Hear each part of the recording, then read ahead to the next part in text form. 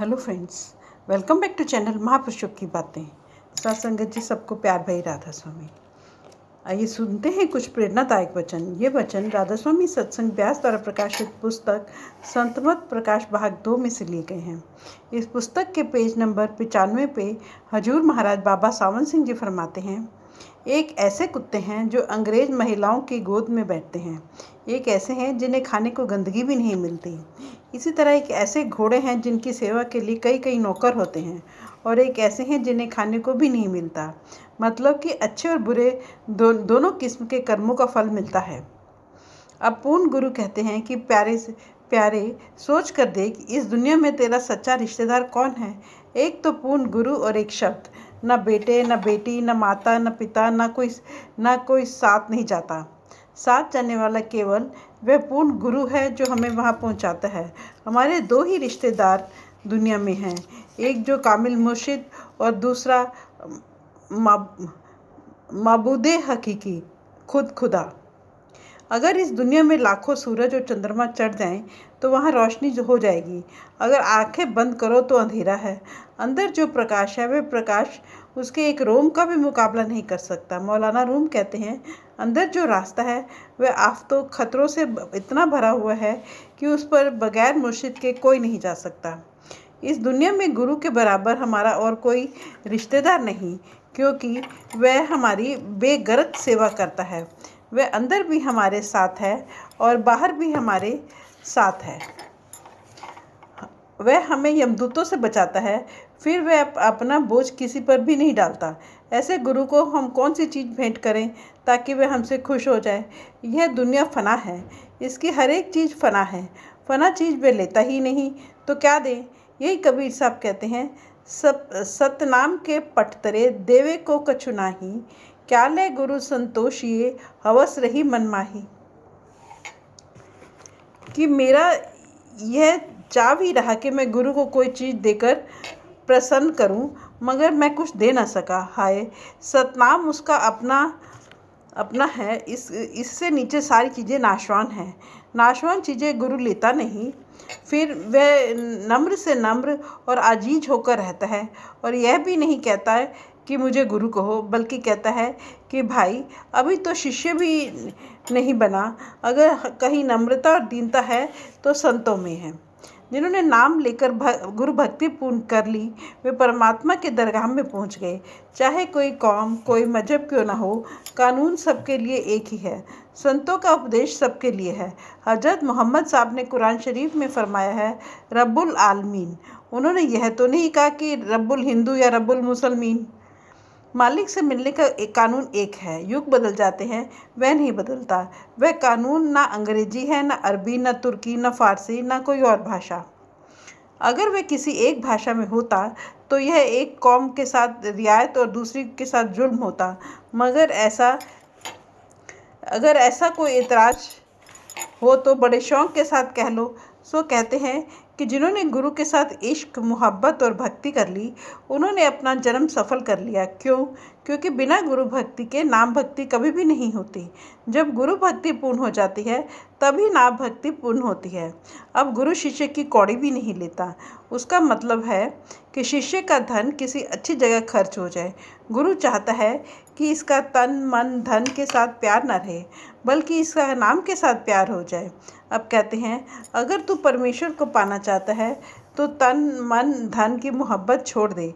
जब शिष्य तन मन धन की मोहब्बत छोड़कर उसके पास आता है तो पूछता है कि बताओ मैं क्या करूं? तो गुरु कहता है कि अपनी सूरत को शब्द के साथ जोड़ दे। गुरु को इस दुनिया का कुछ भी नहीं लेना, बल्कि वह तो चाहता है कि इसके हृदय पर दुनिया और दुनिया की चीज़ों का जरा भी असर ना हो। जब मेरा अपना लड़का गुजरा तब बंता सिंह साथ था। अंत समय में जब मैंने उससे पूछा तो कहने लगा, महाराज जी आ गए हैं। मैंने कहा कि जा, मैं बहुत बड़ी खुशी के साथ भेजता हूँ। 32 साल का लड़का ओवरसियर हो, जुदा हो, दिल पर रंज ना आए। उस वक्त के मैंने अपने मन की जांच की। न रंज था न खुशी थी। यह मेरी ताकत नहीं थी, यह बाबा जैमल सिंह जी महाराज की ताकत थी। शेख फरीद का कथन है, दरवेसां नूं लोड़िए रुखां दी जिरांद। आम लोगों का क्या हाल है? अगर कोई मुकदमा आ गया तो चित्त घबरा गया, बच्चा या औरत बीमार हो गई तो हाय हाय करने लग गए। सत्संगी को मजबूत हृदय रखना चाहिए।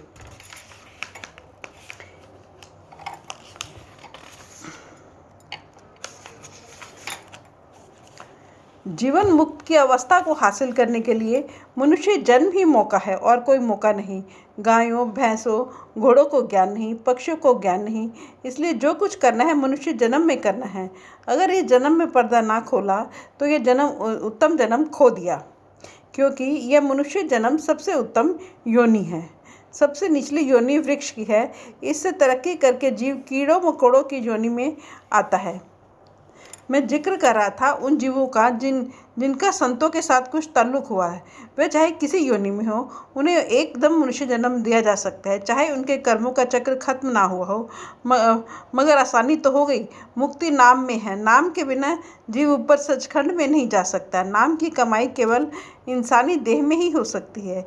इसलिए संत पहले इसको इंसानी देह में लाते हैं। अगर आप कहो कि पेड़ों, पक्षियों और पशुओं को ले जाएं तो वह नहीं हो सकता, क्योंकि बगैर इंसानी देह के नाम नहीं जपा जा सकता, और बगैर नाम की कमाई के ज्ञान नहीं हो सकता, और के ज्ञान के बिना मुक्ति नहीं है। जो पत्थर पूजा है वह भी एक तरह की भक्ति है। लेकिन सोचो, जीवात्मा होकर निर्जीव बेजान से परमात्मा को हासिल करना। जो पत्थर पूजा करते हैं उन्होंने सारी कहानियाँ अपने मतलब के अनुसार जोड़ रखी हैं। किसी ने कहा, पीरा नमे परंद मुरीदा में परानंद, कि पीर नहीं उड़ते, उन्हें मुरीद उड़ाते हैं। जो कुनैन बुखार को दूर नहीं करती उसे कुनैन नहीं कहेंगे।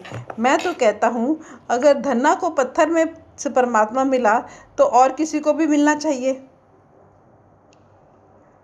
असल में धन्ना था गुरु और त्रिलोचन था शिष्य।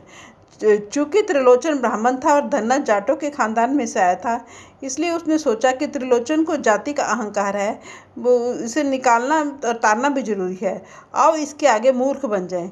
यह सोचकर एक दिन ने त्रिलोचन ठाकुरों की पूजा कर रहा था। धन्ना थोड़ी दूर हटकर बैठ गया, और जब वह पूजा कर चुका तो उससे कहता है कि दादा, पूजा है तो बड़ी अच्छी, क्या एक ठाकुर मुझे भी दे सकते हो? त्रिलोचन ने कहा, हाँ, एक दुधारू गाय ला दे। धन्ना ने कहा कि दादा बहुत अच्छा। घर जाकर गाय ले आया। त्रिलोचन ने सोचकर कि यह मूर्ख है, इसे क्या पता कि ठाकुर क्या होता है, एक दूसरी यानी 2 सिर का बाट लाकर उसके आगे पटक दिया और कहा, जा ले जा। धन्ना को बाट क्या करना था, लाकर रख दिया। एक दिन त्रिलोचन मूर्ति के मुंह में भोग लगाकर खुद खाने लगा तो धन्ना ने कहा, दादा, ठाकुर के साथ ठगी? त्रिलोचन ने कहा, मैं तेरा मतलब नहीं समझा। तो ठाकुर को तो कुछ खिलाता नहीं, विपरीत इसके मेरा ठाकुर तो खाता पीता, हल जोतता, रहट चलाता, मतलब कि सारे काम करता है। त्रिलोचन ने मजाक समझा, कहता है, मुझे दिखाएगा? धन्ना ने कहा, हाँ, मेरे साथ चल, तुझे अभी दिखाता हूँ। यह कहकर त्रिलोचन को कुएं पर ले गया। कुएं की रहट चल रही थी। धन्ना ने कहा, देख, यह मेरी गादी पर बैठा हुआ है। त्रिलोचन ने देखा, मुझे तो नहीं दिखता। अब जब डॉक्टर फोड़े को चीरता है तो कोशिश होती है कि जरा भी मवाद न रह जाए। ठीक इसी तरह धन्ना ने त्रिलोचन को झिड़कना शुरू कर दिया कि तुझमें यह नुक्सा है, यह नुक्सा है, यह नुक्सा है। इसके बाद उपदेश देना शुरू किया, जैसा कि राजा जनक ने सुखदेव के साथ सलूक किया। आखिर जब वह निर्मल हो गया तो उसने दिखा दिया, अगर 5 तत्व वाला आदमी होकर एक तत्व वाले पत्थर को पूजे तो कितना अफसोस है। एक तत्व वाला तो कुछ बोलेगा ही नहीं। सोचो, जिस कारीगर ने छाती पर पैर रखकर छेनियाँ मारी, पैरों के नीचे लताड़ा, उसने उसको नहीं मारा। इसके विपरीत अगर आदमी गुरु को पूछता है तो आप पढ़े लिखे लोग कहते हो कि यह आदम परस्ती है।